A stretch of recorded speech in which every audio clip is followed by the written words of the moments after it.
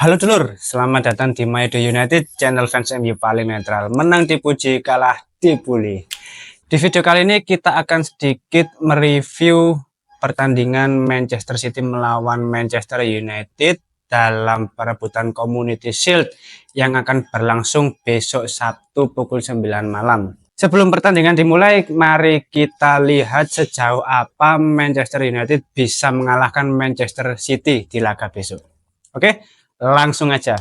Untuk yang pertama, kita akan melihat secara head to head di 5 pertandingan terakhir. Di sini kita bisa melihat di 5 pertandingan terakhir Manchester City menang 3 kali dan Manchester United hanya menang 2 kali.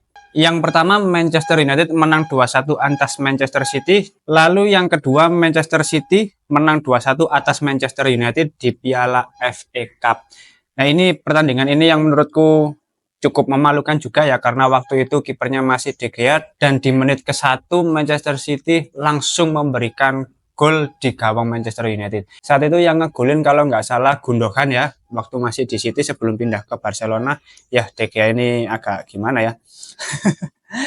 Lalu selanjutnya di pertandingan ketiga Manchester United kalah telak 0-3 atas Manchester City. Wah, ini sangat memalukan ya.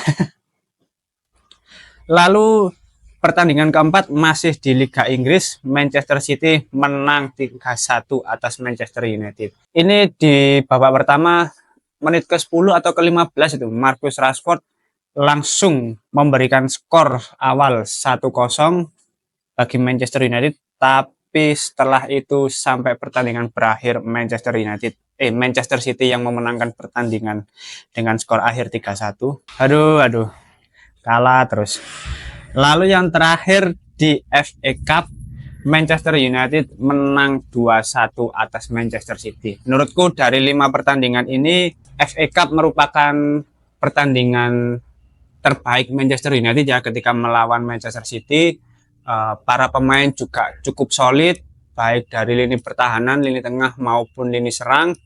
Dan pada pertandingan itu, para pemain muda yang menurutku sangat impresif ya secara penampilan, mulai dari Alejandro Garnacho yang memberikan gol pertama, lalu yang gol kedua diberikan oleh Kobbie Mainoo, yang mana pada waktu itu umpan-umpan dari para pemain Manchester United sangat bagus dan finishing dari Kobbie Mainoo juga sangat bagus. Selanjutnya kita lihat dari permainan terakhir Manchester United maupun Manchester City. Nah, selama pramusim ada pemain yang secara penampilan cukup konsisten. Nah, ini kita coba bandingkan ya. Di sini untuk Manchester City ada Erling Haaland. Sedangkan untuk Manchester United ada Amad Diallo. Wow. Skor dari Erling Haaland 9,8, hampir sempurna. Anjir. Kalau untuk Amad Diallo memang secara penampilan di 5 pertandingan terakhir pramusim ini cukup bagus dan konsisten, bahkan di beberapa pertandingan dia memberikan kontribusi berupa gol. Kita lihat dari beberapa atribut. Di sini kita bisa lihat untuk sisi menyerang, sisi teknik, dan sisi taktik masih unggul jauh Erling Haaland ya. Sedangkan untuk kreativitas masih unggul Amad Diallo, dan untuk sisi bertahannya masih unggul Amad Diallo. Tapi tipis-tipis lah. Ya, kita kalau bicara soal kualitas memang Manchester City tentu lebih unggul ya dibandingkan Manchester United. Dari kedalaman skuadnya pun tentu berbeda. Selanjutnya kalau kita bandingkan secara satu musim di Premier League antara Manchester United dengan Manchester City, kita bisa lihat bahwa rata-rata skor ini tentu masih lebih unggul Manchester City, yang mana dia rata-rata skornya 7,31, berbeda dengan Manchester United yang hanya 6,98. Selama satu musim dari 38 pertandingan, Manchester City mencetak 96 gol, sedangkan Manchester United hanya 57 gol. Nah, ini selisih hampir 40 gol ya. Ini menandakan bahwa lini depan Manchester United ini masih lumayan tumpul dalam mencetak gol. Jadi selain kurang efektif, ya finishingnya juga kurang bagus.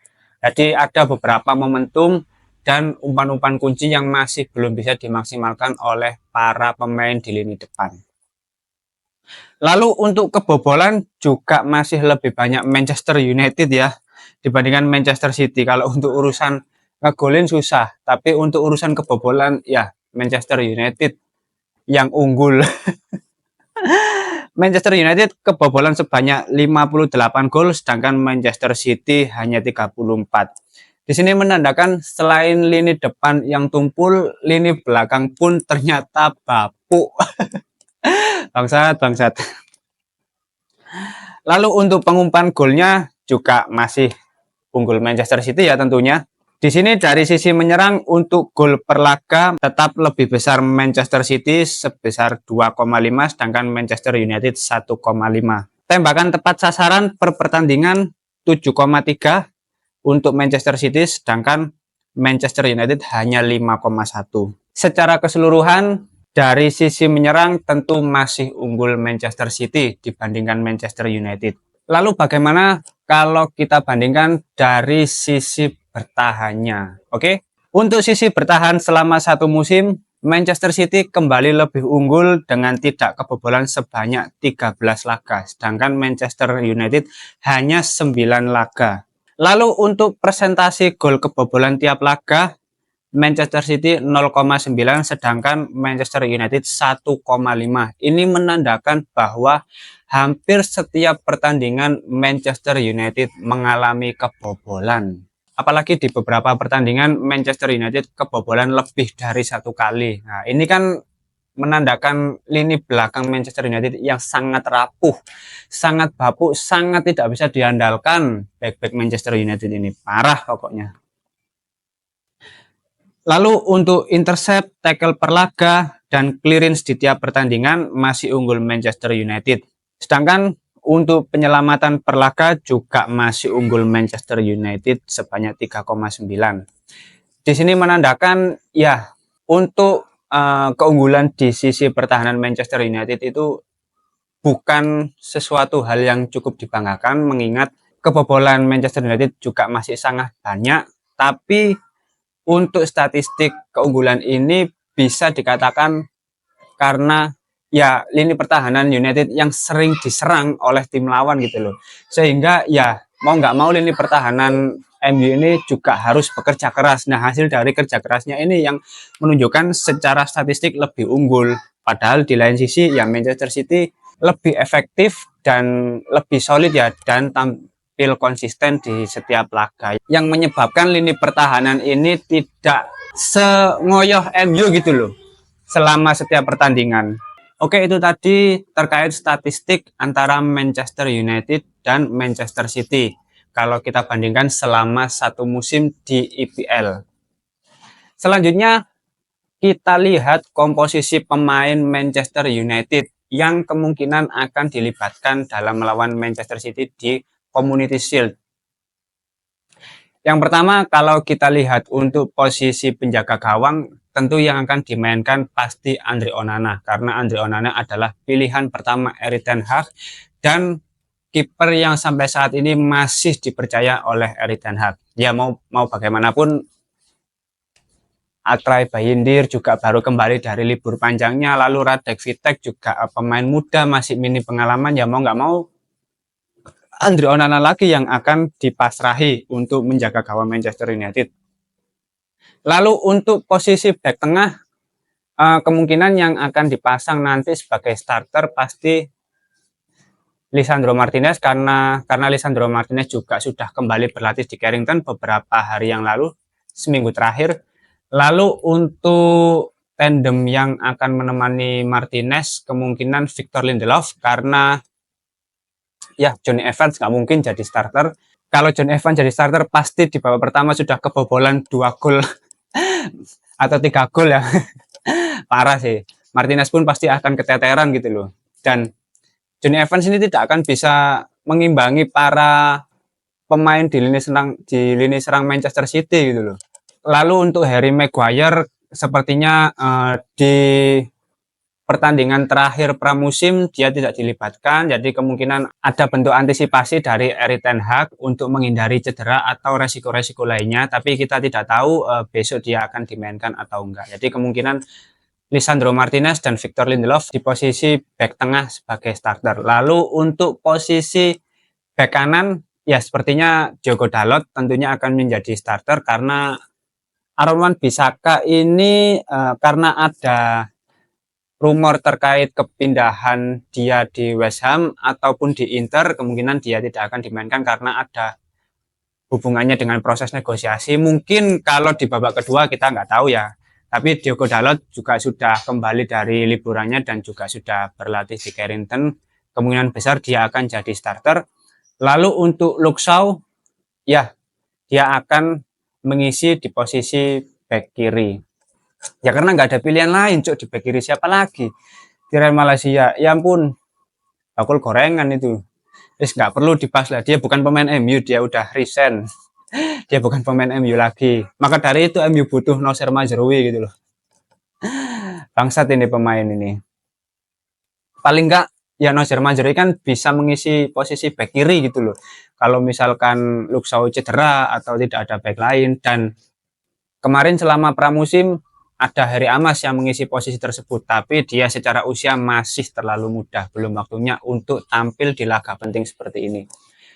Selanjutnya untuk posisi double pivot kemungkinan Casemiro tentu yang akan diturunkan sebagai starter, lalu mungkin Kobbie Mainoo atau Mason Mount yang akan menemani Casemiro sebagai double pivot.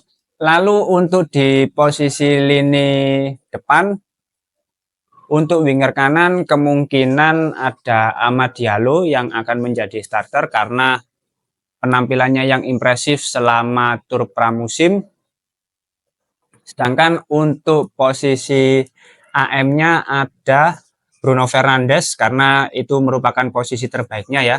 Dan menurutku beberapa pemain yang tidak dilibatkan selama tur pramusim ini harus bisa benar-benar maksimal ya, karena dia secara kebugaran masih belum bisa dipastikan ya.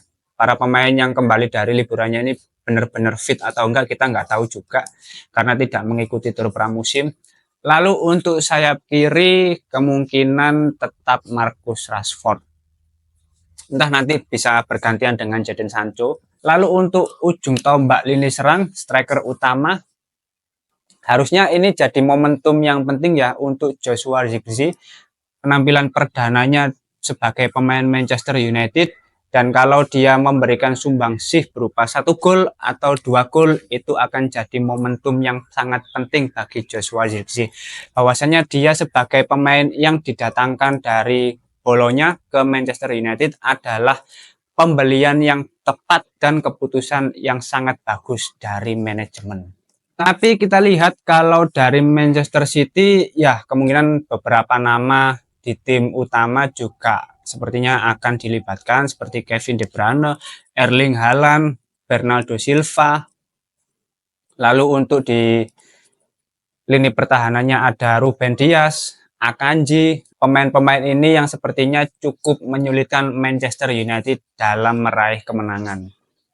Tapi mau bagaimanapun kalau aku pribadi ya kita tidak bisa berharap terlalu jauh sih untuk memenangkan pertandingan ini, karena mau bagaimanapun ya secara kualitas tentu sangat berbeda dengan Manchester City.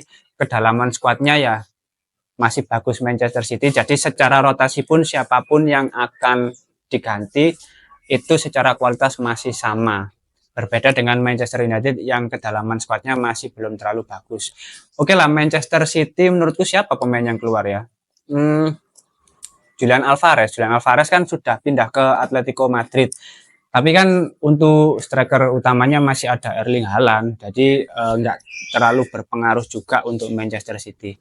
Jadi ya kalau misalkan menang itu alhamdulillah sebagai pembukaan yang bagus bagi Manchester United. Tapi kalau kalah ya sudah biasa gitu loh. Kita nggak kaget kalau kalah karena secara kualitas pun berbeda dengan City gitu.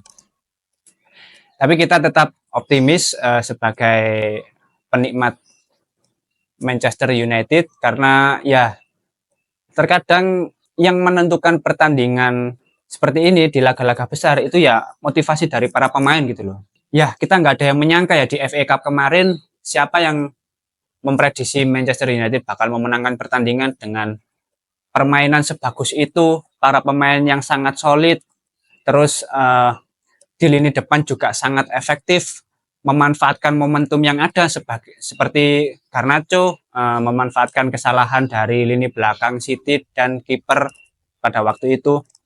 Kita nggak akan tahu finishing dari Kobbie Mainoo yang sangat bagus. Overall secara penampilan sangat nyaman untuk ditonton gitu loh, dan Manchester United layak menang waktu itu. Tapi untuk besok kita kan nggak tahu karena komposisi para pemain di Manchester United juga berbeda. Ada pemain yang cedera juga, lalu beberapa pemain juga diragukan ikut tampil, dan pemain penting seperti Sofyan Amrabat pun juga sudah tidak ada. Nah, jadi ini kan tentu akan mempengaruhi performa besok ketika melawan Manchester City.